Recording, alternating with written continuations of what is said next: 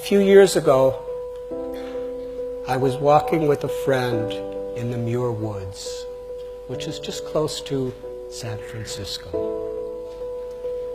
It's a redwood forest. We came upon a park ranger, and he was explaining to some tourists the secret of the forest. He told that the sequoia and redwood trees are the largest trees on the planet.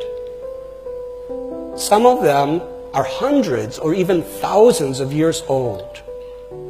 But interestingly, their roots do not grow deep.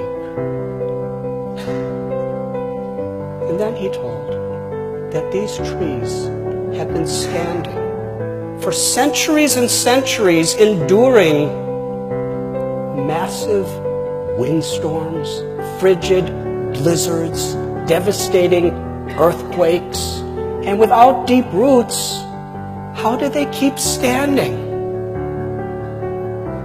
Then the ranger paused so that we could ponder this mystery.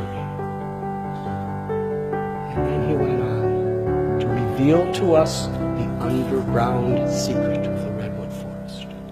And being from the 60s, I like underground things, so I was very attentive. He said that the roots under the ground, they reach outward, seeking the roots of other redwood trees.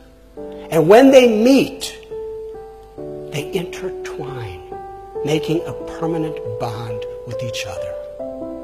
In this way, all the redwood trees in the entire forest are either directly or indirectly giving support to each other.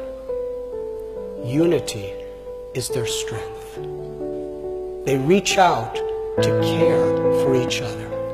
And even the little newborn baby redwoods, its little tiny roots, are given shelter by the ancient giants.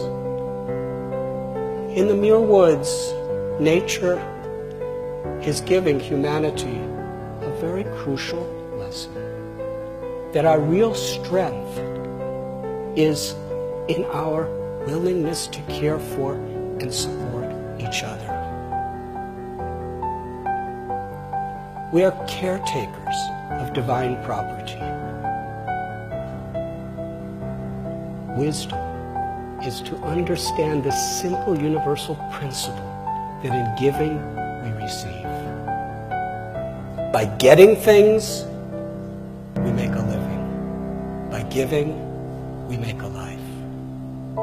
The spiritual evolution of a society can be understood when people love people and use things. But all too often, in today's world, it's just the opposite.